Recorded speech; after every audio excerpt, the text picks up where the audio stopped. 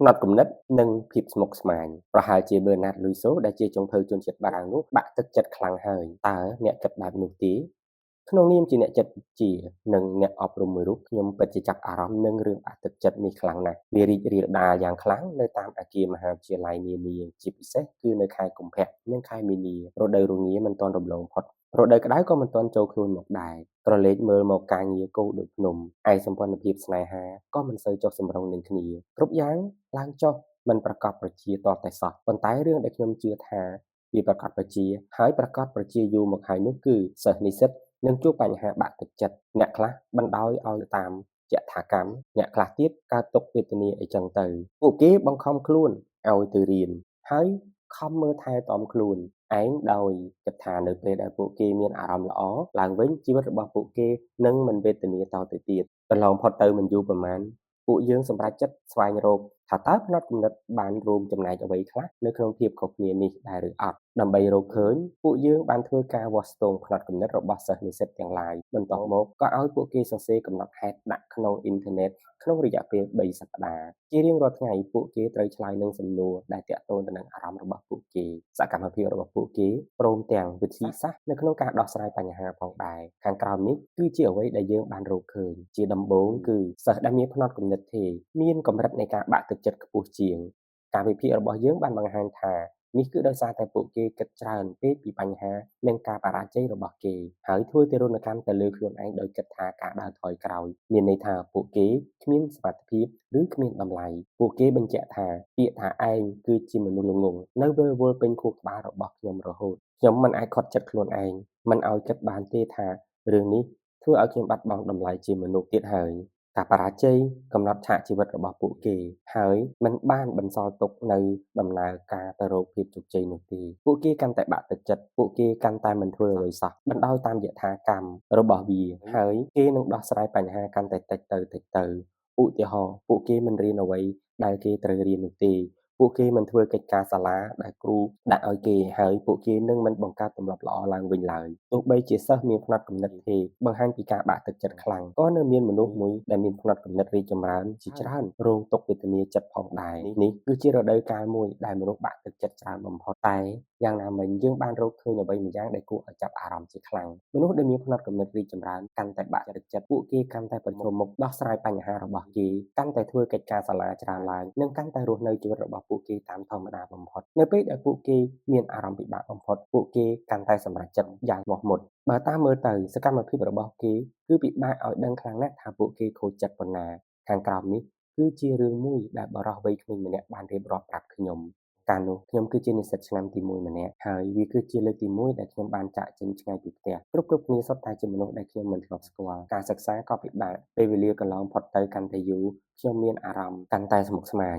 ចុងក្រោយវាក៏បានចូលដល់ដំណាក់កាលដែលខ្ញុំពិបាកក្រោកពីគ្រែដេកជាខ្លាំងនៅពេលព្រឹកប៉ុន្តែរាល់ថ្ងៃខ្ញុំតែងតែបង្ខំខ្លួនឯងឲ្យក្រោកឡើងងូតទឹកកោរពុកមាត់ហើយធ្វើអ្វីដែលខ្ញុំចាំបាច់ត្រូវធ្វើថ្ងៃមួយការអត់ធ្មត់របស់ខ្ញុំក៏អស់កម្រិតខ្ញុំក៏បានសម្រេចចិត្តទៅសុំជំនួយពីអ្នកដទៃអញ្ចឹងហើយខ្ញុំក៏ដើរទៅរកជំនួយការគ្រូបង្រៀនម៉ោងចិត្តវិទ្យារបស់ខ្ញុំដើម្បីសុំយោបល់ខ្លះៗគាត់សួរខ្ញុំថាតើប្អូនបានទៅរៀនទេខ្ញុំក៏ឆ្លើយថាបាទទៅគាត់សួរទៀតថាតើប្អូនបានអានសៀវភៅទេខ្ញុំតបថាបាទអានគាត់សួរថាតើការប្រឡងរបស់ប្អូនមិនអីទេឬបាទមិនអីទេរួចគាត់ក៏ប្រាប់ខ្ញុំថាអីចឹងប្អូនមិនបានបាក់ទឹកចិត្តទេ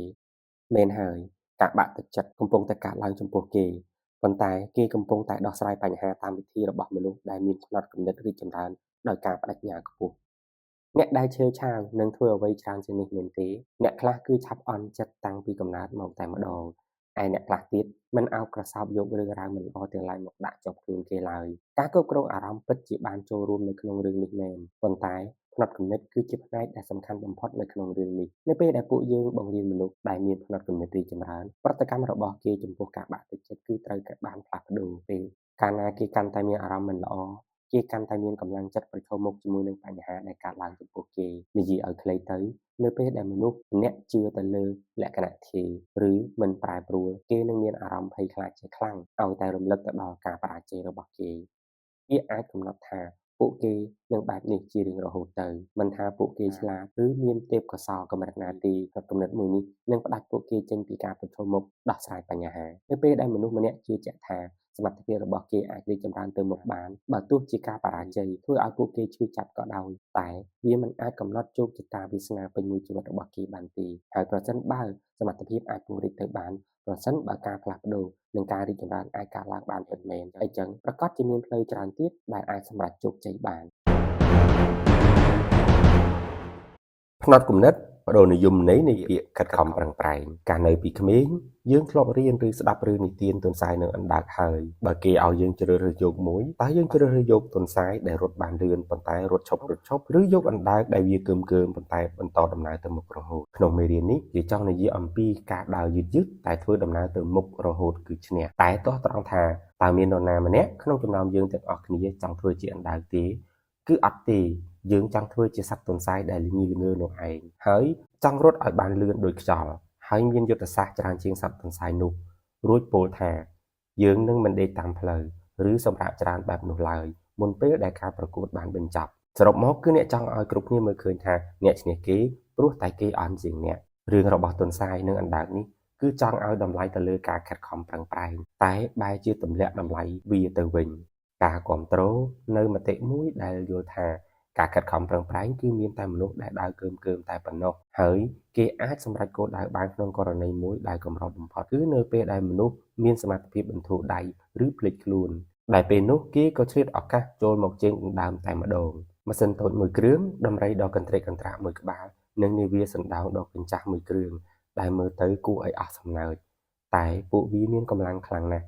ហើយប្រកាសជាស្ងើចសរសើរវានៅពេលដែលឃើញពួកវាត្រូវបានគេយកទៅប្រើប្រាស់ដោយជោគជ័យខ្ញុំនៅចាំបានថាកាលនោះខ្ញុំចូលចិត្តវាខ្លាំងប៉ុណ្ណាប៉ុន្តែខ្ញុំគ្មានផ្លូវធ្វើឲ្យខ្លួនឯងដូចជាពួកវានៅឡើយសារនៅទីនេះគឺប្រសិនបើអ្នកពិតជាគ្មានសំណាងបានកើតមកមានទេពកោសល្យដូចអ្នកដទៃអ្នកក៏មិនចាំបាច់ធ្វើជាមនុស្សបរាជ័យដែរអ្នកអាចធ្វើជាអ្នកវាយស្គរដ៏សាមញ្ញម្នាក់ក៏បានតែអ្នកក៏អាចធ្វើឲ្យខ្លួនឯងខ្លាចជាអ្នកជំនាញវាយស្គរលំដាប់កម្ពស់បានផងដែរដរាបណាអ្នកខិតខំហ្វឹកហាត់ហើយទប់ទល់ពីការមើលងាយរបស់អ្នកដទៃបានអរគុណណាស់ខ្ញុំនឹងទទួលយកនៅអ្វីដែលខ្ញុំមាន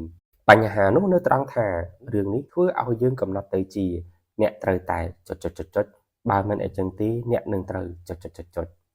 អ្នកត្រូវតែមានសមត្ថភាពបើមិនអញ្ចឹងទេអ្នកនឹងត្រូវប្រើការខិតខំប្រឹងប្រែងនេះគឺជាផ្នែកមួយនៃផ្នត់គំនិតទេ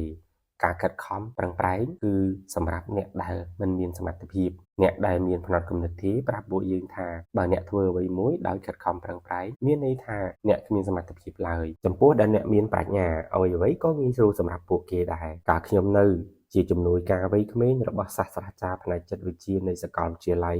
University of Illinois មានយប់មួយនោះខ្ញុំបានដើរកាត់អគារចិត្តវិទ្យាហើយសម្គាល់ឃើញថានៅក្នុងការិយាល័យមួយមិនទាន់បិទភ្លើងមិត្តរួមការងារខ្លះនៅធ្វើការតយប់ខ្ញុំគិតថាពួកគេប្រកាសជាមិនឆ្លាតដូចខ្ញុំទេខ្ញុំមិនដែលបានគិតថាពួកគេគឺមិនត្រឹមតែឆ្លាតទេថែមទាំងខិតខំធ្វើការទៀតនោះហើយចំពោះខ្ញុំគឺមានផ្នត់គំនិតថាអ្នកត្រូវតែ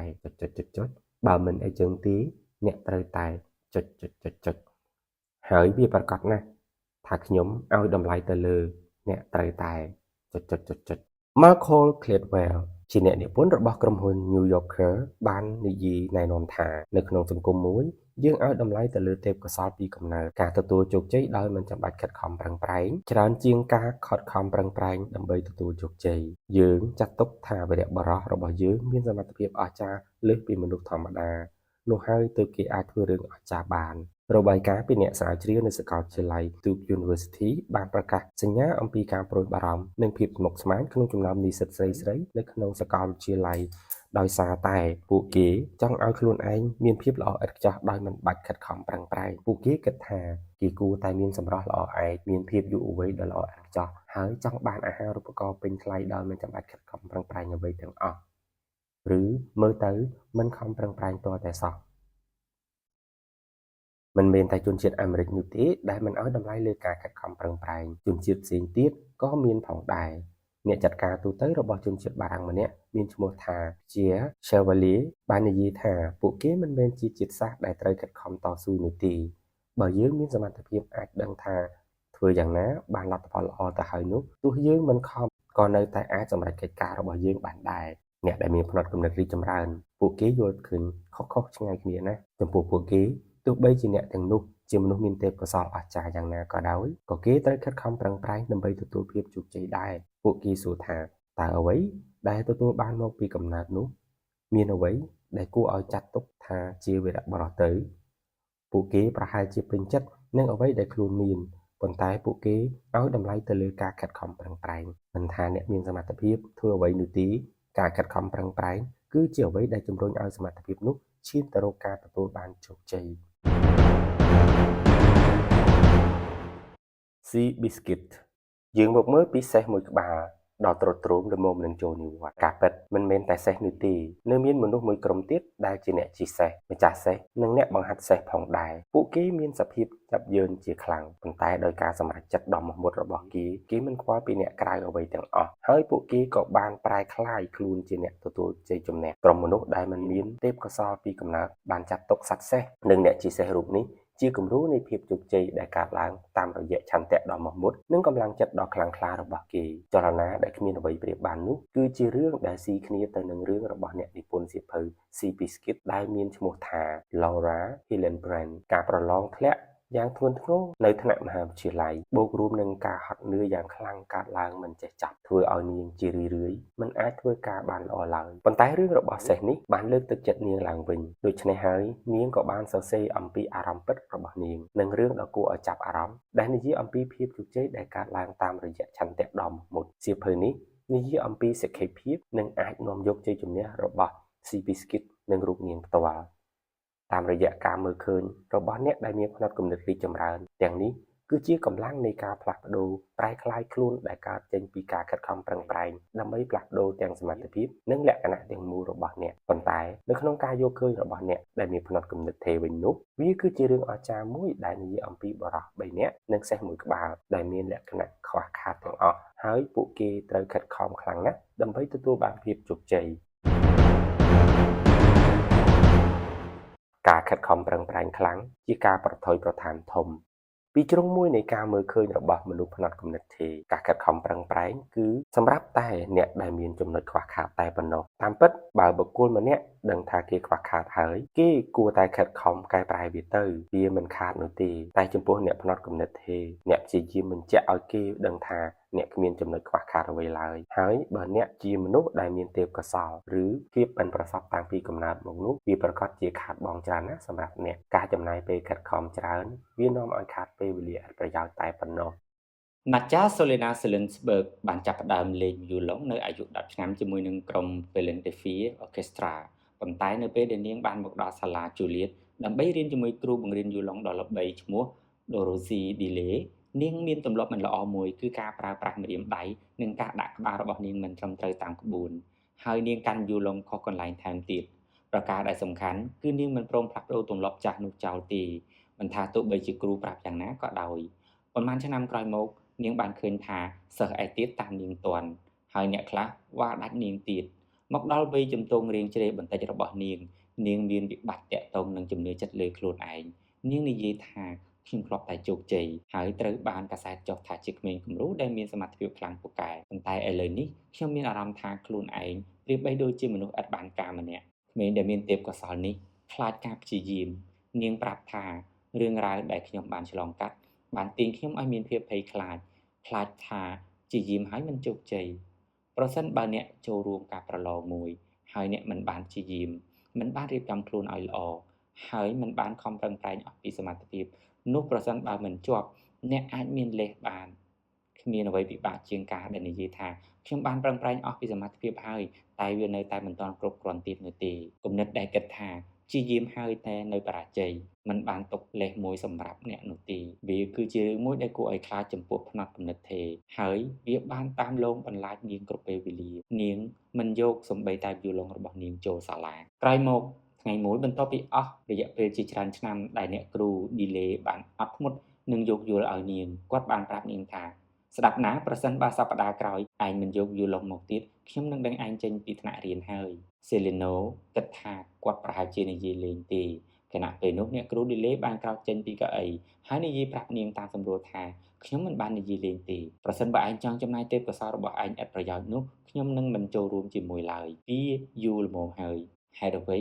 ក៏ការខិតខំប្រឹងប្រែងគួរឲ្យខ្លាចយ៉ាងនេះ វាមានមូលហេតុពីរទីមួយគឺផ្នត់គំនិតថេរអ្នកដែលមានទេពកោសល្យដ៏អស្ចារ្យមិនត្រូវការវានោះទេម្ល៉េះហើយបើប្រើវាគឺប្រៀបដូចជាអ្នកបន្ទាបសមត្ថភាពខ្លួនឯងយ៉ាងដូច្នោះទីពីរគឺដូចអ្វីដែលអ្នកចាស់បានណែនាំអីចឹងវានឹងកាត់ផ្តាច់លេសរបស់អ្នកបើអ្នកមិនបានខំប្រឹងប្រែងទេអ្នកអាចប្រើពាក្យថាខ្ញុំគួរតែបានចុចប៉ុន្តែនៅពេលដែលអ្នកព្យាយាមនោះអ្នកនឹងមិនអាចនិយាយពាក្យនោះបានទៀតទេ មានម្ដងមនុស្សម្នាក់បាននិយាយមកកាន់ខ្ញុំថា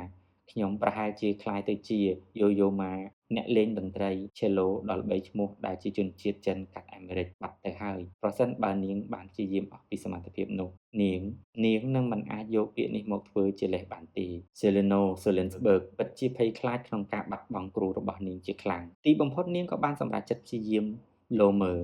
បើបរាជ័យក៏បរាជ័យទៅចុះយ៉ាងណាក៏ប្រសើរជាងការសិក្សារបស់នាងកន្លងមកដែរដូច្នេះហើយនាងក៏ចាប់ផ្ដើមទៅហ្វឹកហាត់ជាមួយនឹងអ្នកគ្រូឌីលេសម្រាប់ចូលរួមទៅប្រកួតនៅខាងមុខវាជាលើកទី1ហើយដែលនាងខំអស់ពីសមត្ថភាពហើយនាងក៏ទទួលបានជ័យជំនះពេលនេះនាងនិយាយថានេះគឺជាការពិតដែលខ្ញុំទើបតែបានដឹងអ្នកត្រូវតែប្រឹងប្រែងបានខ្លាំងបំផុតដើម្បីអ្វីដែលអ្នកស្រឡាញ់ហើយបើអ្នកចូលចិត្តតន្ត្រីនេះខ្លាំងអ្នកត្រូវតែព្យាយាមយកឈ្នះដើម្បីអនាគតរបស់អ្នក ការភ័យខ្លាចនៅក្នុងការខិតខំប្រឹងប្រែងក៏អាចកើតឡើងនៅក្នុងសម្ព័ន្ធភាពផងដែរវាដូចជាអ្វីដែលបានកើតឡើងជាមួយនឹង Amanda មនុស្សស្រីដែលមានវ័យក្មេងនិងមានមន្តស្នេហ៍ម្នាក់អីចឹងខ្ញុំមានមិត្តប្រុសអន់ចរិតច្រើនណាស់គឺច្រើនមែនទែនមានតាំងពីមនុស្សដែលមិនអាចពឹងពាក់បានរហូតដល់មនុស្សមិនចេះគិតអ្វីទាល់តែសោះមិត្តសម្លាញ់របស់ខ្ញុំតែងតែសួរខ្ញុំថាតើមានបរិះល្អអីម្នាក់ទេនាងចង់និយាយថា ឯងគួរតែទទួលបានមនុស្សប្រុសដែលល្អជាងនេះបន្ទាប់មក Carla ក៏បានផ្គូផ្គងខ្ញុំជាមួយនឹង Rob គាត់គឺជាអ្នកធ្វើការជាមួយនាងគាត់គឺជាមនុស្សល្អណាស់ហើយមិនមែនបានត្រឹមតែថ្ងៃដំបូងនោះទេខ្ញុំពេញចិត្តមែនទែនវាប្រៀបដូចជាព្រះជាម្ចាស់បានប្រទានមនុស្សប្រុសដ៏ល្អម្នាក់មកឲ្យខ្ញុំអីចឹងក្រោយមកខ្ញុំនិងគេក៏បានតាក់ទងគ្នាតែខ្ញុំបែរជាចម្លែកទៅវិញខ្ញុំចង់និយាយថាបរិសម្នាក់នោះគឺពិតជាស្រឡាញ់ខ្ញុំមែនប៉ុន្តែខ្ញុំមិនអាចឈប់គិតថា បើគេស្គាល់ខ្ញុំច្បាស់ជាងនេះគេប្រហែលជាដើរចេញពីខ្ញុំហើយនោះទេខ្ញុំគិតថាចុះបើខ្ញុំព្យាយាមរក្សាទំនាក់ទំនងឲ្យល្អហើយតែវាមិនបានការនោះខ្ញុំគិតថាគួរតែកុំប្រថុយអីប្រសើរជាងការខិតខំប្រឹងប្រែងតិចគឺជាហានិភ័យនៅក្នុងផ្នត់គំនិតរីកចម្រើនវាជារឿងដែលនឹកស្មានមិនដល់ដែលថានរណាម្នាក់ចង់បានអ្វីមួយជាខ្លាំងហើយក៏គិតថាខ្លួនឯងមានឱកាសអាចយកវាបានទៀត ប៉ុន្តែបែរជាមិនព្រមបញ្ចេញសមត្ថភាពអ្វីទាល់តែសោះទៅវិញពាក្យថាខ្ញុំគួរតែបានចុចគឺជាពាក្យដែលធ្វើឲ្យគេឈឺចាប់ជាខ្លាំងមិនមែនជាពាក្យដែលលួងលោមខ្លួនឯងនោះទេមានស្ត្រីជនជាតិអាមេរិកប៉ុន្មានអ្នកក្នុងកំឡុងឆ្នាំ1930ដល់1950ដែលជោគជ័យជាង Claire Boothe ទៅទៀតគាត់គឺជាអ្នកនិពន្ធសៀវភៅនិងរឿងល្ខោនល្បីមួយរូបដ៏ល្បីល្បាញ គាត់ត្រូវបានគេបោះឆ្នោតឲ្យចូលកាន់តំណែងនៅរដ្ឋសភាចំនួន2លើកហើយគាត់ក៏ជាឯកអគ្គរដ្ឋទូតសហរដ្ឋអាមេរិកប្រចាំប្រទេសអ៊ីតាលីផងដែរគាត់បានពោលថាខ្ញុំមិនច្បាស់ថាពាក្យជោគជ័យនេះមានអត្ថន័យយ៉ាងម៉េចនោះទេខ្ញុំដឹងថាគ្រប់គ្នាគិតថាខ្ញុំជាមនុស្សជោគជ័យប៉ុន្តែខ្ញុំពិតជាមិនច្បាស់ពីពាក្យនេះឡើយជីវិតជាបុគ្គលសាធារណៈនិងរឿងសោកនាដកម្មផ្ទាល់ខ្លួនរបស់គាត់បានរុញច្រានគាត់មិនឲ្យវិលមករកអ្វីដែលគាត់ស្រឡាញ់ម្ដងទៀតបាន នោះគឺការនិពន្ធរឿងល្ខោនរបស់គាត់ទទួលបានជោគជ័យជាច្រើនរឿងមានរួមដូចជារឿងស្ត្រី The Women ជាដើមប៉ុន្តែចំពោះបុគ្គលនយោបាយដូចជាគាត់មិនអាចប្រើចុងពកាមកសរសេររឿងកំប្លុកកំប្លែងបែបនោះបានទៀតទេចំពោះគាត់នយោបាយមិនបានផ្ដល់ឲ្យគាត់នៅគំនិតច្នៃប្រឌិតដែលគាត់ឲ្យតម្លៃខ្លាំងបំផុតនោះទេគាត់មិនអាចលើកលែងឲ្យខ្លួនឯងបានឡើយ ដែលមិនបានបន្តអ្វីដែលគាត់ស្រឡាញ់ក្នុងវិស័យល្ខោននោះគាត់និយាយថាខ្ញុំតែងតែគិតថាប្រសិនបើខ្ញុំត្រូវសរសេរអំពីជីវប្រវត្តិរបស់ខ្ញុំនឹងដាក់ចំណងជើងវាថាជីវប្រវត្តិរបស់អ្នកបរាជ័យ Billie Jean King អតីតអ្នកលេងថេននីសលំដាប់លេខ1លើលោកបាននិយាយថាពេលនេះយើងនឹងពិភាក្សាអំពីអ្វីដែលអ្នកនឹងនិយាយនៅពេលដែលអ្នកក៏លេចទៅមើលរឿងដែលបានកើតឡើងនៅក្នុងអតីតកាលអ្នកអាចមើលការបកស្រាយហើយនិយាយថាខ្ញុំគួរតែបានចុចអញ្ចេះឬអញ្ចោះ ដែលវាប្រៀបដូចជាទេពកោសល្យដែលអ្នកមិនបានប្រើវានោះគឺជាជ័យភ័ណ្ឌយ៉ាងដូច្នោះឬមួយក៏អ្នកអាចពោលពាក្យមួយឃ្លាទៀតដែលផ្ទុយពីនេះថាខ្ញុំបានប្រើអស់ពីសមត្ថភាពដើម្បីអ្វីដែលខ្ញុំចង់បានហើយខ្ញុំជឿជាក់ថាអ្នកអាចយល់ពីអត្ថន័យនៃពាក្យមួយឃ្លានេះហើយឥឡូវនេះសាកគិតអំពីរឿងអតីតកាលមួយដែលអ្នកចង់គិត ហើយជ្រើសរើសយកផ្នត់គំនិតមួយណាមកសម្រាប់ខ្លួនអ្នកប្រែក្លាយអ្វីដែលអ្នកដឹងឲ្យទៅជាសកម្មភាព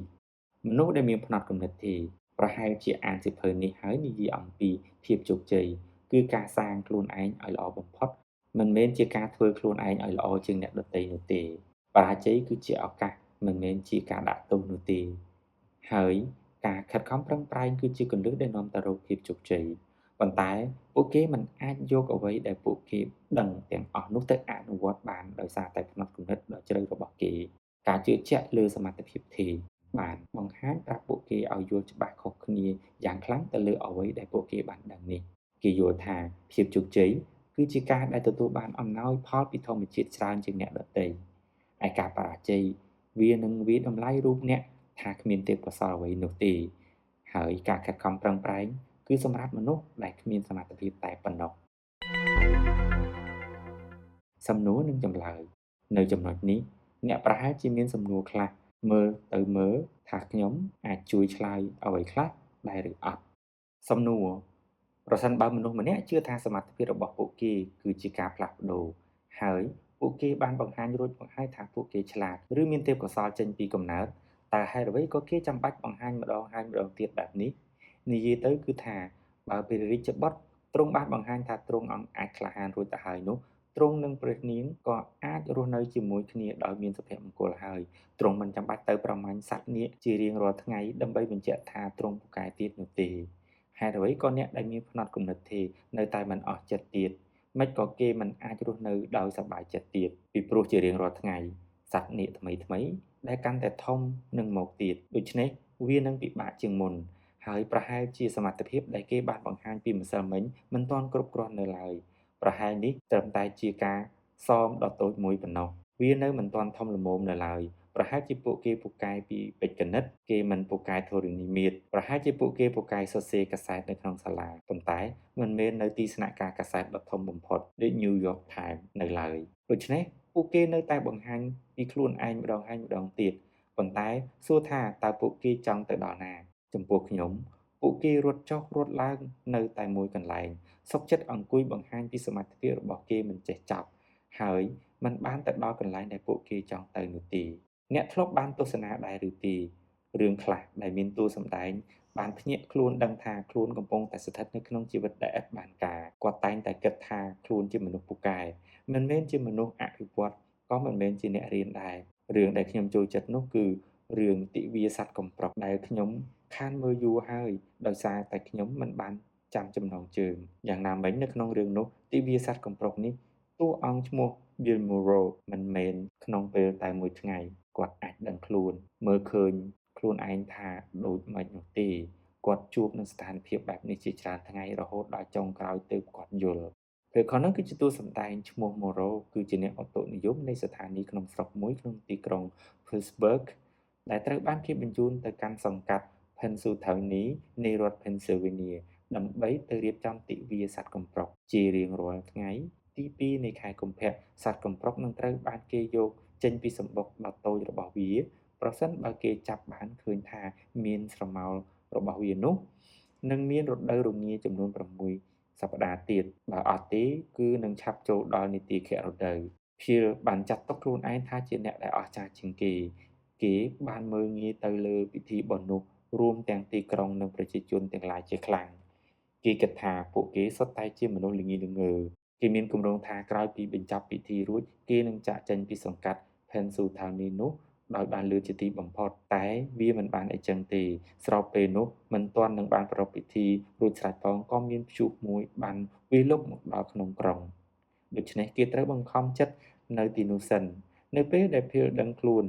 ឡើងនៅព្រឹកបន្ទាប់គេក៏ត្រូវប្រារព្ធពិធីទិវាសត្វកំប្រុកម្ដងទៀតបទចម្រៀង I Got You របស់ Sony និងឈួរដដែលនឹងសំឡេងនាឡិកាឡូចេញពីវិទ្យុបានដាស់គេពីដំណេកម្ដងទៀតអ្វីគឺដដែលជាដដែលដំបូងឡើយគេបានប្រើប្រាស់អ្វីដែលគេបានដឹងហើយអ្នកដទៃមិនដឹងនោះមកបំផោងគោលបំណងក្នុងកម្មវិធីនោះដោយដាក់បញ្ចូលគោលបំណងខិលខូចផ្ទាល់ខ្លួនរបស់គេមកបំភាន់ប្រជាជនទាំងនោះដោយសារតែគេគឺជាមនុស្សតែម្នាក់គត់ដែលបានប្រារព្ធពិធីនោះម្ដងហើយម្ដងទៀត ឥទ្ធិពលនេះបានធ្វើឲ្យគេមានលទ្ធភាពអាចនិយាយទៅកាន់នារីម្នាក់នៅក្នុងពេលនោះមួយថ្ងៃធ្វើឲ្យនាងរំភើបដោយប្រើប្រាស់ព័ត៌មានមិនពិតបោកប្រាស់នាងរួចហើយក៏លបួងនាងជាក្រោយគាត់ស្ថិតនៅក្នុងឋានសួគ៌នៃផ្នត់គំនិតទេគាត់បានបង្ហាញពីភាពអស្ចារ្យរបស់គាត់ម្ដងហើយម្ដងទៀតប៉ុន្តែបន្ទាប់ពីពេលវេលានោះបានកន្លងផុតទៅរាប់សិបថ្ងៃទើបគាត់បានដឹងខ្លួនថាគាត់មិនបានដើរទៅមុខនោះទេគាត់ក៏គិតចង់សម្លាប់ខ្លួនគាត់បើកឡានបុកគ្នាគាត់ធ្វើទារុណកម្មដោយឆក់ខ្សែភ្លើងខ្លួនឯងគាត់លោតពីលើអគារគាត់ដើរចូលឡានជាដើមប៉ុន្តែគ្មានប្រយោជន៍អ្វីសោះពិភពលោកពិតជាងងឹតសូន្យសុងសម្រាប់គាត់គិតថាគាត់គួរតែប្រើពេលនេះដើម្បីរៀនដូច្នេះហើយគាត់ក៏ទៅរៀនព្យ៉ាណូហើយអានសៀវភៅដោយឥតឈប់ឈរគាត់រៀនជិះស្គីទឹកកកថែមទៀតផងគាត់រកមើលអ្នកណាដែលត្រូវការជំនួយកាលពីថ្ងៃមុនក្មេងប្រុសម្នាក់ធ្លាក់ពីលើដើមឈើនិងបុរសម្នាក់ដែលស្លាក់សាច់គោហើយចាប់ផ្ដើមជួយនិងយកចិត្តទុកដាក់លើពួកគេកន្លងទៅយ៉ាងលឿនគ្រាន់តែផ្នត់គំនិតរបស់គាត់បានផ្លាស់ប្ដូររួចគាត់ក៏បានរំដោះខ្លួនឯងចេញពីការជាប់អំពើនោះសំណួរតើផ្នត់គំនិតត្រូវបានបង្កើតឡើងឲ្យជាប់ជារៀងរហូតឬអ្នកអាចផ្លាស់ប្ដូរវាបានផ្នត់គំនិតគឺជាផ្នែកមួយដ៏សំខាន់នៃអត្តចរិតរបស់អ្នកប៉ុន្តែអ្នកអាចផ្លាស់ប្ដូរវាបានអ្នកត្រូវតែដឹងឲ្យច្បាស់អំពីផ្នត់គំនិតទាំងពីរហើយអ្នកអាចចាប់ផ្ដើមគិតនិងប្រតិបត្តិក្នុងរបៀបថ្មីមានមនុស្សជាច្រើនបានប្រាប់ខ្ញុំថាពួកគេរកឃើញខ្លួនឯងនៅពេលដែលគេស្ថិតនៅក្នុងស្ថានភាពមួយដ៏ឈឺចាប់នៃផ្នត់គំនិតទេពួកគេបានធ្វើឲ្យរំលងឱកាសក្នុងការរៀនយល់ថាខ្លួនឯងត្រូវបានបំពាក់ស្លាកដោយភាពបរាជ័យឬក៏បាក់ទឹកចិត្តនៅពេលដែលពួកគេត្រូវប្រើការខិតខំច្រើនក្នុងការធ្វើអ្វីមួយបន្ទាប់មកពួកគេបានផ្លាស់ប្ដូរខ្លួនឯងឲ្យទៅជាមនុស្សដែលមានផ្នត់គំនិតរីកចម្រើនវិញពួកគេធ្វើការប្រថុយប្រថានរៀនពីការបរាជ័យហើយបន្តការខិតខំប្រឹងប្រែងរបស់គេនៅពេលដែលខ្ញុំនិងសិស្សរបស់ខ្ញុំដែលបានបញ្ចប់ការសិក្សារួចបានរកឃើញជាលើកដំបូងអំពីផ្នត់គំនិតទាំងពីរនេះពួកគេចាប់បានថាខ្ញុំមានផ្នត់គំនិតទេហើយក៏ស្ដីឲ្យខ្ញុំវាជារឿងសំខាន់ដែលក្នុងការស្វែងយល់ឲ្យដឹងថាបើទោះជាមនុស្សម្នាក់មានផ្នត់គំនិតទេពួកគេមិនមែននៅតែជាផ្នត់គំនិតនោះជារៀងរហូតនោះទេតាមពិតទៅនៅក្នុងការសិក្សាស្រាវជ្រាវរបស់ខ្ញុំជាច្រើនយើងបានធ្វើឲ្យមនុស្សមានផ្នត់គំនិតរីកចម្រើនពួកយើងប្រាប់គេថាសមត្ថភាពគឺអាចហ្វឹកហាត់បានហើយគេអាចរៀនសូត្រច្រើនអំពីការងារទាំងឡាយឬពួកយើងឲ្យពួកគេអានអត្ថបទវិទ្យាសាស្ត្រដែលបង្រៀនឲ្យពួកគេមានផ្នត់គំនិតរីកចម្រើនអត្ថបទនោះនិយាយអំពីមនុស្សដែលមានសមត្ថភាពពីកំណើតប៉ុន្តែគេបានអភិវឌ្ឍជំនាញផ្សេងថែមទៀតបទពិសោធន៍ទាំងនេះបានធ្វើឲ្យអ្នកដែលចូលរួមក្នុងការស្រាវជ្រាវរបស់ពួកយើងមានផ្នត់គំនិតរីកចម្រើនយ៉ាងហោចណាស់ក៏បានបន្តិចដែរហើយគេនឹងប្រតិបត្តិតាមអ្នកដែលមានផ្នត់គំនិតរីកចម្រើនដូច្នោះពេលក្រោយយើងនឹងមានជំពូកមួយដែលនិយាយអំពីការផ្លាស់ប្ដូរត្រង់នេះខ្ញុំនឹងបកស្រាយអំពីមនុស្សដែលបានផ្លាស់ប្ដូរនិងកម្មវិធីដែលពួកយើងបានធ្វើឡើងដើម្បីជាជំនួយក្នុងការផ្លាស់ប្ដូរសំណួរតើខ្ញុំអាចមានផ្នត់គំនិតទាំងនេះពាក់កណ្ដាលដែរឬទេខ្ញុំឃើញថាខ្ញុំមានផ្នត់គំនិតទាំងពីរនៅក្នុងមនុស្សជាច្រើនមានធាតុផ្សំនៃផ្នត់គំនិតទាំងពីរនេះខ្ញុំនិយាយឲ្យងាយស្ដាប់ទៅចុះមនុស្សម្នាក់អាចមានផ្នត់គំនិតខុសគ្នានៅក្នុងផ្នែកខុសគ្នាខ្ញុំអាចគិតថាជំនាញសិល្បៈរបស់ខ្ញុំគឺទេប៉ុន្តែភាពវាងវៃរបស់ខ្ញុំគឺអាចលូតលាស់ទៅមុខបានឬអត្តចរិតរបស់ខ្ញុំគឺទេតែភាពច្នៃប្រឌិតរបស់ខ្ញុំអាចរីកចម្រើនបានយើងរកឃើញថាបើបុគ្គលម្នាក់មានផ្នត់គំនិតអ្វីនៅផ្នែកមួយវានឹងដឹកនាំផ្នែកមួយនោះរបស់គេឧទាហរណ៍ថាបើអ្នកមានផ្នត់គំនិតរីកចម្រើនក្នុងការធ្វើម្ហូបតែមានផ្នត់គំនិតថេរក្នុងផ្នែកកីឡានោះស្នាដៃធ្វើម្ហូបរបស់អ្នកនឹងអាចរីកចម្រើនទៅមុខបានជានិច្ចតែអ្នកនឹងមិនពង្រីកសមត្ថភាពផ្នែកកីឡារបស់អ្នកឲ្យដូចធ្វើម្ហូបនោះទេសំណួរជាមួយនឹងការជឿទៅលើការខិតខំប្រឹងប្រែងរបស់អ្នកតើអ្នកគិតថានៅពេលដែលមនុស្សម្នាក់បរាជ័យវាតែងតែជាកំហុសរបស់គេគ្រប់ពេលឬដោយសារតែពួកគេមិនបានប្រឹងប្រែងគ្រប់គ្រាន់ឬអត់ទេវាជាការពិតណាស់ដែលការខិតខំប្រឹងប្រែងគឺសំខាន់មាននរណាដែលអាចជោគជ័យបានយូរអង្វែងដោយមិនមានវានោះទេតែវាមិនមែនតែមួយមុខនោះទេមនុស្សមានធនធានខុសៗគ្នានិងឱកាសខុសៗគ្នាឧទាហរណ៍ថាអ្នកមានឬកូនអ្នកមានគេមានសំណាញ់សុវត្ថិភាពមួយពួកគេអាចប្រថុយប្រថានបានច្រើនហើយអាចដើរទៅមុខរហូតដោយពួកគេទទួលជោគជ័យមនុស្សដែលមានចំណេះដឹងខ្ពស់មនុស្សដែលមានមិត្តភក្តិជាអ្នកមានឥទ្ធិពលធ្វើជាខ្សែបណ្ដាញមនុស្សដែលដឹងថាពេលណាត្រូវកន្លែងណាត្រូវពួកគេមានឱកាសល្អជាងហើយមិនចាំបាច់ចំណាយកម្លាំងច្រើនការមានលុយមានចំណេះដឹង មានខ្សែបណ្ដាញបន្ថែមពីលើការខិតខំប្រឹងប្រែងទៀតរឹតតែធ្វើឲ្យការងាររបស់គេកាន់តែប្រសើរឡើងអ្នកដែលមានធនធានតិចក្រៅពីការខិតខំប្រឹងប្រែងរបស់គេងាយនឹងធ្លាក់អន្លង់ជាងដំណាំដែលអ្នកខំដាំពេញមួយជីវិតស្រាប់តែបាត់បង់ទៅក្នុងមួយប្រពេចភ្នែកពេលនោះនៅមានអ្វីទៀតកូនធ្លាក់ខ្លួនឈឺដែលធ្វើឲ្យអ្នកជំពាក់បំណុលគេជំទឹះដីឬប្រពន្ធដែលអ្នកបានយកលុយទៅខំសន្សំទាំងនោះទៅអស់គ្មានសល់រួចរត់ចោលអ្នកហើយនឹងកូនដោយបន្សល់ទុកនៅវិក័យប័ត្របង់ប្រាក់ជាច្រើនមុនពេលដែលយើងកាត់ក្តីយើងសូមចងចាំថាការខិតខំប្រឹងប្រែងមិនមែនជាអ្វីគ្រប់យ៉ាងនោះទេហើយការខិតខំប្រឹងប្រែងទាំងអស់ក៏មិនមែនឲ្យផលដូចគ្នានោះដែរសំណួរអ្នកស្រីនិយាយអំពីមនុស្សដែលមានផ្នត់គំនិតរីកចម្រើនទទួលបានលេខ1ខ្លាំងពូកែនិងជោគជ័យជាងគេរហូតតែផ្នត់គំនិតរីកចម្រើនគឺគិតទៅលើការអភិវឌ្ឍរបស់បុគ្គលមិនមែនជាការយកឈ្នះលើនរណាម្នាក់ឯណាមិនអញ្ចឹងខ្ញុំឲ្យឧទាហរណ៍នៃការដែលអ្នកបានសម្រេចដល់ចំណុចកំពូលដើម្បីបង្ហាញថាផ្នត់គំនិតរីកចម្រើនអាចនាំអ្នកទៅដល់ទីនោះបានការជឿជាក់ថាទេពកោសល្យអាចរីកចម្រើនទៅមុខគឺអនុញ្ញាតឲ្យមនុស្សបំពេញនូវសក្តានុពលរបស់គេបន្ថែមទៀតលើសពីនេះទៅទៀតឧទាហរណ៍ថានៅក្នុងរឿងដែលគេថាមនុស្សដែលមិនមាត់មិនកមិនបង្ហាញពីសមត្ថភាពរបស់គេតែអាចទទួលបានលទ្ធផលល្អនោះចំពោះមនុស្សដែលមានផ្នត់គំនិតទេគេមិនជឿនោះទេគឺគេយល់ខុសពីនោះគេគិតថាមនុស្សម្នាក់នោះបានលទ្ធផលល្អដោយចៃដន្យប៉ុណ្ណោះមិនដូចគេមិនដូចឯងនោះទេយ៉ាងណាមិញចំណុចនេះគឺជាចំណុចសំខាន់នៅក្នុងផ្នត់គំនិតទេគ្រប់យ៉ាងគឺស្ថិតនៅលើលទ្ធផលផ្នត់គំនិតរីកចម្រើនជំរុញឲ្យមនុស្សឲ្យតម្លៃទៅលើអ្វីដែលពួកគេកំពុងធ្វើហើយនៅតែបន្តស្រឡាញ់កិច្ចការនោះទោះបីជាជួបនឹងការលំបាកក៏ដោយអត្តពលិក CEO តន្ត្រីករអ្នកវិទ្យាសាស្ត្រដែលមានផ្នត់គំនិតរីកចម្រើនសុទ្ធតែស្រឡាញ់អ្វីដែលពួកគេធ្វើខណៈដែលអ្នកដែលមានផ្នត់គំនិតទេមិនពេញចិត្តឡើយបុគ្គលដែលមានផ្នត់គំនិតរីកចម្រើនជាច្រើនមិនធ្លាប់មានបំណងចង់ទៅដល់កំពូលនោះទេពួកគេអាចទៅដល់ទីនោះគឺដោយសារតែគេធ្វើនៅអ្វីដែលគេស្រឡាញ់វាពិតជាគួរឲ្យអស់សំណើចណាស់ចំណុចកំពូលគឺជាកន្លែងដែលអ្នកមានផ្នត់គំនិតទេស្រែកឃ្លានចង់ទៅដល់ជាខ្លាំងប៉ុន្តែអ្នកដែលទៅដល់ទីនោះភាគច្រើនគឺជាអ្នកដែលមានផ្នត់គំនិតរីកចម្រើនទៅវិញដែលវាគឺជាអនុផលនៃចំណង់ដ៏ខ្លាំងក្លាកើតឡើងពីការប្រតិបត្តិរបស់គេនោះឯងចំណុចនេះក៏ជាចំណុចសំខាន់ដែរនៅក្នុងផ្នត់គំនិតទេគ្រប់យ៉ាងគឺផ្ដោតសំខាន់ទៅលើលទ្ធផលប្រសិនបើអ្នកបរាជ័យប្រសិនបើអ្នកមិនពូកែជាងគេទេនោះអ្វីៗនឹងក្លាយទៅជាអាសាបង់ផ្នត់គំនិតរីកចម្រើនញ៉ាំងឲ្យបុគ្គលឲ្យតម្លៃទៅលើអ្វីដែលគេកំពុងធ្វើដោយមិនខ្វល់អំពីលទ្ធផលឡើយពួកគេរៀនដោះស្រាយបញ្ហារៀនធ្វើអ្វីដែលថ្មីហើយរៀនធ្វើកិច្ចការដែលសំខាន់ប្រហែលជាពួកគេមិនបានទាន់រកឃើញថ្នាំព្យាបាលមហារីកនៅឡើយទេប៉ុន្តែដំណើរការនៃការសិក្សាស្រាវជ្រាវរបស់ពួកគេនឹងមានអត្ថន័យខ្លាំងណាស់មេធាវីម្នាក់បានចំណាយពេល7ឆ្នាំឆ្លោះជាមួយនឹងធនាគារធំមួយក្នុងរដ្ឋរបស់គេដោយតំណាងឲ្យមនុស្សជាច្រើនដែលគិតថាធនាគារនោះបានបោកប្រាស់ពួកគេបន្ទាប់ពីគាត់ចាញ់គាត់បាននិយាយថាតើគួរនិយាយថាខ្ញុំជាមនុស្សបែបណាដែលចំណាយពេល7ឆ្នាំទៅលើអ្វីដែលមិនបានទទួលជោគជ័យទាល់តែសោះតើខ្ញុំធ្វើវាដើម្បីទទួលជោគជ័យឬមួយក៏ខ្ញុំធ្វើដោយសារតែខ្ញុំគិតថាការខិតខំប្រឹងប្រែងនេះវាមានតម្លៃ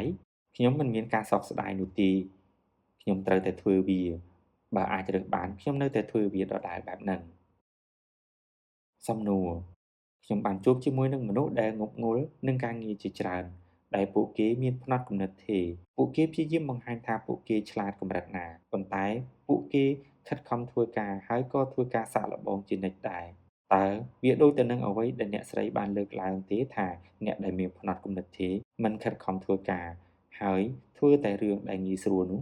និយាយជារួមអ្នកដែលមានផ្នត់គំនិតទេចង់បានជោគជ័យដោយមិនចាំបាច់ខិតខំប្រឹងប្រែងដោយសារតែវាគឺជាវិធីដែលល្អបំផុតដែលអាចបង្ហាញពីទេពកោសល្យធម្មជាតិរបស់ពួកគេប៉ុន្តែអ្នកនិយាយត្រូវមានមនុស្សដែលមានភាពពូកែប្រកែកជាច្រើនទៀតដែលគិតថាសមត្ថភាពរបស់គេគឺមិនផ្លាស់ប្ដូរហើយតែងតែរកឱកាសបង្ហាញពីខ្លួនគេជានិច្ចអ្នកទាំងនេះប្រហែលជាមនុស្សដែលមានបំណងចង់ទទួលបានពានរង្វាន់ Nobel ឬចង់ក្លាយជាមនុស្សដែលមានជាងគេបំផុតនៅលើផែនដីនេះហើយពួកគេនឹងធ្វើគ្រប់យ៉ាងដើម្បីឈានទៅរកវាយើងនឹងបានរកឃើញពីមនុស្សទាំងនោះនៅក្នុងជំពូកដែលនិយាយអំពីអាជីវកម្មនិងភាពជាអ្នកដឹកនាំអ្នកទាំងនោះប្រហែលជាមិនបានគិតថាការខិតខំប្រឹងប្រែងខ្លាំងស្មើនឹងការមានសមត្ថភាពតិចនោះទេប៉ុន្តែពួកគេមានលក្ខណៈពិសេសទៀតនៃផ្នត់គំនិតទេគេប្រហែលជាដាក់បង្ហាញពីសមត្ថភាពរបស់គេឥតឈប់ឈរគេប្រហែលជាយល់ថា ទេពកោសល្យពីធម្មជាតិរបស់គេធ្វើឲ្យគេអស្ចារ្យជាងអ្នកដទៃហើយគេក៏ប្រហែលជាមិនអាចទ្រាំនឹងការសាងកំហុសការរិះគន់ឬការដើរថយក្រោយដែលធ្វើឲ្យបង្អាក់ដំណើររបស់គេបន្ថែមពីលើនេះទៅទៀតអ្នកដែលមានផ្នត់គំនិតរីកចម្រើនក៏ប្រហែលជាចង់បានពានរង្វាន់ Nobel ឬក៏មានប្រាក់ច្រើនដែរប៉ុន្តែពួកគេមិនប្រើវិធីបង្ហាញពីតម្លៃរបស់គេឬអ្វីដែលធ្វើឲ្យពួកគេអស្ចារ្យជាងអ្នកដទៃនោះឡើយសំណួរចុះបើខ្ញុំពេញចិត្តនឹងផ្នត់គំនិតថេររបស់ខ្ញុំនោះយ៉ាងម៉េចដែរប្រសិនបើខ្ញុំដឹងថាសមត្ថភាពនិងទេពកោសល្យរបស់ខ្ញុំគឺជាអ្វីដែលខ្ញុំដឹងថាខ្ញុំឈរនៅកន្លែងណាហើយខ្ញុំអាចរំពឹងថាលទ្ធផលនឹងយ៉ាងម៉េចតើខ្ញុំចាំបាច់ត្រូវបោះបង់វាចោលដែរឬទេតើខ្ញុំចាំបាច់ត្រូវបោះបង់ចោលវាធ្វើអ្វីប្រសិនបើអ្នកពេញចិត្តនឹងវាអ្នកអាចរក្សាវានៅបែបនោះហើយ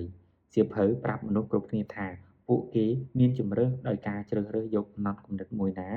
និងពិភពលោកដែលគេចង់បានអ្វីដែលចង់បញ្ជាក់នោះគឺមនុស្សគ្រប់គ្នាអាចរើសយកពិភពលោកមួយណាដែលគេចង់រស់នៅផ្នត់គំនិតទេបង្កើតអារម្មណ៍មួយថាអ្នកពិតជាអាចដឹងអំពីការពិតនៃខ្លួនអ្នកដែលវានឹងនៅស្ថិតស្ថេរជារៀងរហូត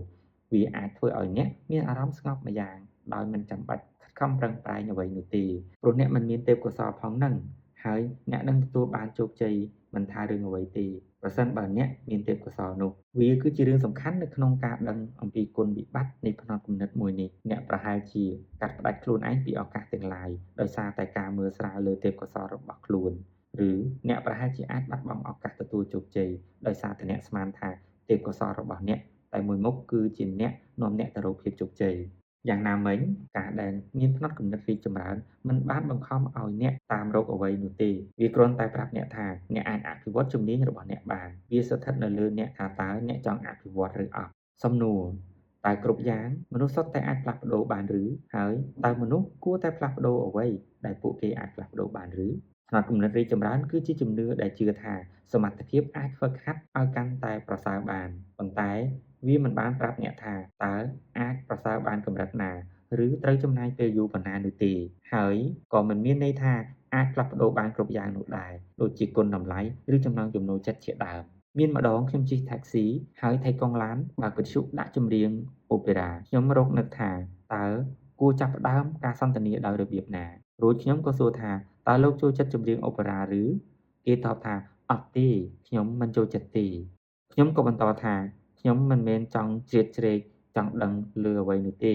ប៉ុន្តែតើលោកមិនចូលចិត្តវាហេតុអ្វីក៏លោកស្ដាប់វាគេក៏ប្រាប់ខ្ញុំថាឪពុករបស់គេធ្លាប់ជាអ្នកចម្រៀងអូប៉េរ៉ាគេតែងតែស្ដាប់ចម្រៀងរបស់គាត់គ្រប់ពេលដែលគេមានឱកាសតែកុងឡាននោះឥឡូវស្ថិតក្នុងវ័យកណ្ដាលហើយគេបានព្យាយាមជាច្រើនឆ្នាំក្នុងការអណ្ដែតអណ្ដូងជាមួយនឹងចម្រៀងអូប៉េរ៉ាគេតែងតែចាក់ឌីសស្ដាប់ហើយមើលណូតភ្លេងវាតែគេនៅតែមិនចេះច្រៀងទាល់តែសោះខ្ញុំបានផ្ដោតដំបូន្មានឲ្យគាត់ថាទុកពេលវេលាឲ្យខ្លួនឯងខ្លះទៅមានមនុស្សឆ្លាតជាច្រើនអ្នកដែលមិនចេះច្រៀងអូប៉េរ៉ាហេតុអ្វីក៏លោកមិនចាត់ទុកខ្លួនឯងថាជាមនុស្សម្នាក់ក្នុងចំណោមពួកគេដែរក្នុងគំនិតរីកចម្រើនក៏មិនមែនមានន័យថាគ្រប់យ៉ាងដែលអាចផ្លាស់ប្ដូរបានគឺត្រូវតែផ្លាស់ប្ដូរនោះទេយើងត្រូវទទួលយកភាពមិនល្អឥតខ្ចោះរបស់យើងខ្លះពិសេសគឺអ្វីដែលមិនប៉ះពាល់ដល់ជីវិតរបស់យើងនិងអ្នកដទៃផ្នត់គំនិតទេរារាំងការអភិវឌ្ឍនិងការផ្លាស់ប្ដូរផ្នត់គំនិតរីកចម្រើនគឺជាចំណុចចាប់ផ្ដើមនៃការផ្លាស់ប្ដូរប៉ុន្តែបុគ្គលខ្លួនឯងទេជាអ្នកសម្រេចថាការខិតខំប្រឹងប្រែងដើម្បីផ្លាស់ប្ដូរនោះ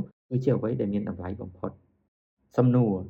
តើបុគ្គលដែលមានផ្នត់គំនិតទេជាទូទៅគឺខ្វះទំនុកចិត្តលើខ្លួនឯងឬអត់ទេអ្នកដែលមានផ្នត់គំនិតទេមានទំនុកចិត្តលើខ្លួនឯងដូចអ្នកមានផ្នត់គំនិតរីកចម្រើនអីចឹងដែរមុនពេលមានបញ្ហាកើតឡើងគឺអីចឹងមែនប៉ុន្តែដូចដែលអ្នកបានដឹងអីចឹងទំនុកចិត្តរបស់ពួកគេងាយនឹងបាត់បង់ណាស់ពីព្រោះសូម្បីតែការដើរថយក្រោយតែបន្តិចឬការចំណាយកម្លាំងប្រឹងប្រែងច្រើនតែបន្តិចក៏អាចធ្វើឲ្យគេរាអល់ឯកបានដែរ Joseph Matokio បានដឹកនាំការសិក្សានៃបុគ្គលិកដែលចូលរៀនកុំព្យូទ័រវគ្គខ្លីមួយ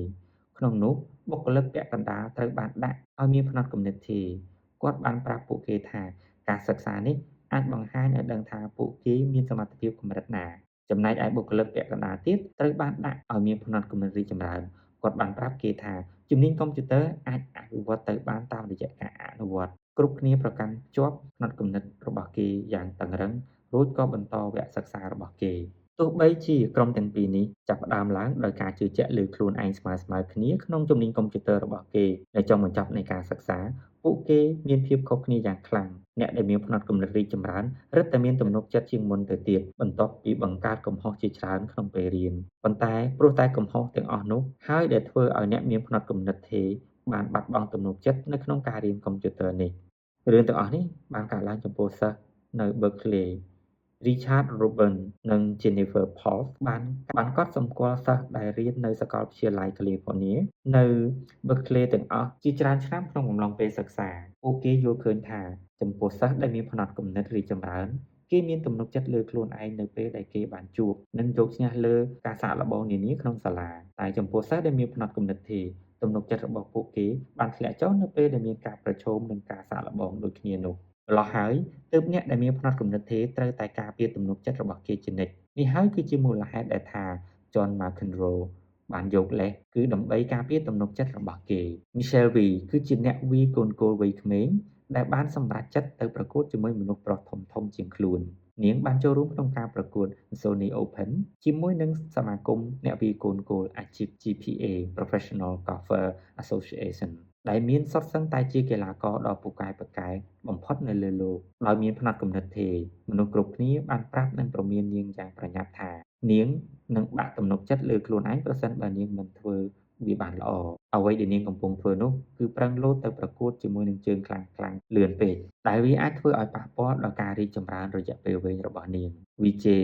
Singh អ្នកវាយកូនគោលដ៏ល្បីឈ្មោះបានព្រមានថាឲ្យតែការធ្លាក់វាមិនដែលផ្ដល់ផលវិជ្ជមាននោះទេប៉ុន្តែវីមិនយល់ស្របឡើយនាងមិនបាននៅទីនោះដើម្បីបណ្ដុះជំនឿចិត្តរបស់នាងនោះទេនាងប្រាប់ថានៅពេលដែលអ្នកឈ្នះការប្រកួតជាមួយអ្នកមានកម្រិតទាបអ្នកអាចឈ្នះបានច្រើនដងបន្តទៀតប៉ុន្តែអ្វីដែលខ្ញុំចង់ធ្វើឥឡូវនេះគឺត្រៀមខ្លួនដើម្បីអនាគតរបស់ខ្ញុំវាគឺជាបទពិសោធន៍ដែលនាងនឹងទទួលបានពីការរៀននេះចង់ដឹងថាតើការលេងជាមួយកីឡាករឆ្នើមបំផុតលើពិភពលោកនេះវាមានទស្សនវិជ្ជាយ៉ាងណាដែរបន្ទាប់ពីការប្រកួតបានចប់វីមិនបានបាត់បង់ទំនុកចិត្តអ្វីបន្តិចឡើយនាងទទួលបានអ្វីដែលនាងចង់បាននាងបាននិយាយថាខ្ញុំគិតថាខ្ញុំបានរៀនមេរៀនមួយគឺខ្ញុំអាចលេងនៅទីនេះបានវានឹងមានដំណើរទៅមុខវែងឆ្ងាយទៀតដើម្បីអាចចូលទៅក្នុងរង្វង់អ្នកឈ្នះបានតែសំខាន់ឥឡូវនេះនាងទទួលបានអារម្មណ៍ល្អម្យ៉ាងពីកន្លែងដែលនាងកំពុងតែតម្រង់ឆ្ពោះទៅនោះប៉ុន្មានឆ្នាំក្រោយមកខ្ញុំបានទទួលសម្បត្តិមួយពីអ្នកហែលទឹកដ៏ពូកែលំដាប់ពិភពលោកសម្បត្តិសរសេរថាមកដល់សាស្ត្រាចារ្យវិទ្យាជាទីគោរពខ្ញុំតែងតែមានបញ្ហាពាក់ព័ន្ធទៅនឹងការជឿជាក់លើខ្លួនឯងគ្រូបង្វឹករបស់ខ្ញុំតែងប្រាប់ខ្ញុំឲ្យជឿជាក់លើខ្លួនឯង 100% ប៉ុន្តែគាត់ប្រាប់ខ្ញុំថាកុំបណ្ដោយឲ្យក្តីបន្ទិលសង្ស័យអ្វីចូលទៅក្នុងចិត្តរបស់ខ្ញុំក៏មិនឲ្យគិតថារូបខ្ញុំនេះល្អជាងអ្នកដទៃនោះដែរខ្ញុំមិនអាចធ្វើបានទេព្រោះបើមិនគិតអីចឹងខ្ញុំនឹងមានអារម្មណ៍ថាដូចជាមើលឃើញពីកង្វះខាតនិងកំហុសដែលខ្ញុំបានសាងគ្រប់ពេលដូច្នោះកាន់តែព្យាយាមគិតថាខ្ញុំល្អឥតខ្ចោះវាកាន់តែអាក្រក់លើសដើមក្រោយមកខ្ញុំក៏បានអានការស្រាវជ្រាវរបស់អ្នកស្រីរួចទើបដឹងថាការផ្ចង់អារម្មណ៍ទៅលើការរៀននិងអភិវឌ្ឍមានសារៈសំខាន់កម្រិតណាវាបានធ្វើឲ្យខ្ញុំភ្លឺភ្នែកកំហុសរបស់ខ្ញុំគឺជាអ្វីដែលខ្ញុំអាចរៀនសូត្រនិងកែតម្រូវបានពេលនេះកំហុសគឺមិនមែនជារឿងសំខាន់ដូចមុនទៀតនោះទេខ្ញុំចង់សរសេរសម្បត្តិនេះជូនអ្នកស្រីសម្រាប់ការដែលបានបង្រៀនខ្ញុំពីវិធីសាស្ត្រក្នុងការកសាងទំនុកចិត្តលើខ្លួនឯងសូមអរគុណដោយក្តីគោរពពី Mary William រឿងដែលគួរឲ្យកត់សម្គាល់មួយដែលខ្ញុំបានរៀនពីការស្រាវជ្រាវរបស់ខ្ញុំនោះគឺក្នុងផ្នត់គំនិតរីកចម្រើនអ្នកមិនត្រូវការទំនុកចិត្តគ្រប់ពេលនោះទេអ្វីដែលខ្ញុំចង់និយាយនោះគឺទោះបីជាអ្នកគិតថាអ្នកមិនពូកែធ្វើអ្វីមួយអ្នកក៏នៅតែអាចសាកល្បងធ្វើវាឲ្យអស់ពីពោះនិងធ្វើឲ្យបានច្រើនដងផងដែរតាមពិតទៅពេលខ្លះអ្នកខំធ្វើអ្វីមួយគឺដោយសារតែអ្នកមិនពូកែផ្នែកនោះនេះគឺជាចំណុចដ៏វិសេសមួយនៃផ្នត់គំនិតរីកចម្រើនអ្នកមិនចាំបាច់គិតថាតើតើអ្នកពូកែរឿងនេះទើបអ្នកអាចធ្វើវាបានដោយសប្បាយចិត្តនោះឡើយអ្នកអាចសាកល្បងបានគ្រប់រឿងគ្រប់ពេលឲ្យតែវាអាចជួយឲ្យអ្នករីកចម្រើនបានការចងក្រងសៀវភៅនេះគឺជារឿងដ៏ពិបាកបំផុតមួយដែលខ្ញុំបានធ្វើខ្ញុំបានអានសៀវភៅនិងអត្ថបទច្រើនរាប់មិនអស់បើនិយាយពីព័ត៌មានវិញគឺច្រើនសន្ធឹកសន្ធាប់តែម្ដងខ្ញុំមិនសរសេរតាមលក្ខណៈដែលគេនិយមនោះទេដូច្នេះវាពិតជាគួរឲ្យបារម្ភណាស់មិនដឹងថាអ្នកអាននឹងចូលចិត្តវាឬអត់អ្នកគិតថាវាងាយស្រួលសម្រាប់ខ្ញុំទេវាគឺជាអ្វីមួយដែលខ្ញុំចង់ឲ្យអ្នកទាំងអស់គ្នាបានយល់តាំងពីដើមមកពេលនេះ ខ្ញុំគ្រាន់តែចង់ឲ្យអ្នកដឹងថាវាត្រូវចំណាយពេលការខិតខំប៉ុណ្ណាហើយវាបានផ្ដល់មកវិញនូវសេចក្តីរីករាយប៉ុណ្ណាអភិវឌ្ឍផ្នត់គំនិតរបស់អ្នកមនុស្សគ្រប់គ្នាសុទ្ធតែកើតមកចង់រៀនប៉ុន្តែផ្នត់គំនិតទេអាចផ្លាស់ប្ដូរបានចូលគិតទៅដល់ការដែលអ្នកកំពុងរៀបរូបគមលេងកីឡារៀនច្រៀងដោយសប្បាយរីករាយបន្ទាប់មកវាកាន់តែពិបាកទៅហើយអ្នកចង់ឈ្នះវាយ៉ាងខ្លាំងពេលនោះអ្នកអាចនឹងមានអារម្មណ៍ថាហត់ភ្លាមៗវិលមុខធុញទ្រាន់ឬក៏ឃ្លានជាដើមលើកក្រោយពេលដែលរឿងនេះកើតឡើងម្ដងទៀតកុំធ្វើបាបខ្លួនឯងទៀតវាគឺមកពីផ្នត់គំនិតទេចូលដាក់ក្នុងខ្លួនអ្នកជាមួយនឹងផ្នត់គំនិតរីកចម្រើនវិញបង្កើតរូបភាពថ្មីឲ្យខួរក្បាលរបស់អ្នកនៅពេលដែលអ្នកជួបនឹងការដកពិសោធន៍និងរៀនពីអ្វីដែលថ្មីចូលបន្តដំណើរទៅមុខទៀតវាគួរឲ្យតាក់ចិត្តណាស់ក្នុងការបង្កើតពិភពលោកមួយដែលមើលឃើញយើងល្អឥតខ្ចោះខ្ញុំនៅចាំពីអារម្មណ៍មួយនោះកាលនៅរៀនបឋមសិក្សាយើងអាចជ្រើសរើសដៃគូបង្កើតមិត្តភក្តិជួលអ្នកណាដែលធ្វើឲ្យយើងមានអារម្មណ៍ល្អថាខ្លួនឯងមានកំហុសមកនៅក្បែរប៉ុន្តែសូមគិតលមើលតើអ្នកចង់រីកចម្រើនដែរឬទេលើកក្រោយបើអ្នកចង់រក្សាទុកមនុស្សក្បែរខ្លួនសុទ្ធតែជាមនុស្សដែលគោរពបូជាអ្នកសូមទៅវិហារទៅនៅក្នុងឆាកជីវិតរបស់អ្នកដែលនៅសល់ចូលស្វែងរកអ្នករិះគន់ដើម្បីស្ថាបនាតើមានអ្វីនៅអតីតកាលដែលអ្នកគិតថាវាវាយតម្លៃអ្នកដែរឬទេពិន្ទុក្នុងការប្រឡងសកម្មភាពមិនស្មោះត្រង់ពីអ្នកដទៃត្រូវគេបណ្តេញចេញពីការងារត្រូវគេបដិសេធសូមផ្ដោតទៅលើរឿងនោះហើយទទួលអារម្មណ៍ដែលវិលវល់ជាមួយវាឥឡូវនេះចូលយកទស្សនៈរបស់ផ្នត់គំនិតរីកចម្រើនមកគិតវិញ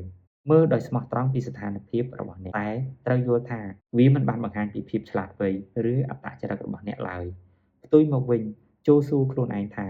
តើខ្ញុំបានឬអាចរៀនអ្វីខ្លះពីបទពិសោធន៍ទាំងនោះទេតើខ្ញុំអាចប្រើវាដើម្បីជាមូលដ្ឋានក្នុងការអភិវឌ្ឍបានដូចម្តេចខ្លះចូលយកគំនិតទាំងនោះមកដាក់ជាប់ខ្លួនជានិច្ចតើអ្នកនឹងធ្វើបែបណានៅពេលដែលអ្នកមិនបាក់ទឹកចិត្តតើអ្នកខិតខំធ្វើការខ្លាំងជាងមុនឬបណ្ដោយទៅតាមដំណើររបស់វាលើកក្រោយនៅពេលដែលអ្នកមានអារម្មណ៍បាក់ស្បាតចូលដាក់ខ្លួនទៅក្នុងផ្នត់គំនិតរីកចម្រើនគិតអំពីការរៀនការដកពិសោធន៍ការប្រឈមមុខនឹងឧបសគ្គទាំងឡាយគិតវិជ្ជមានចំពោះការខិតខំប្រឹងប្រែងថាជាកងកម្លាំងដ៏ខ្លាំងក្លាមិនមែនជាការទាញទម្លាក់សមត្ថភាពរបស់អ្នកឡើយសាកល្បងវាលមើលតើមានអ្វីដែលអ្នកចង់ធ្វើជាខ្លាំងប៉ុន្តែអ្នកខ្លាចថានឹងធ្វើវាមិនបានដែរឬទេចូលរៀបគម្រោងការដើម្បីធ្វើវាទៅ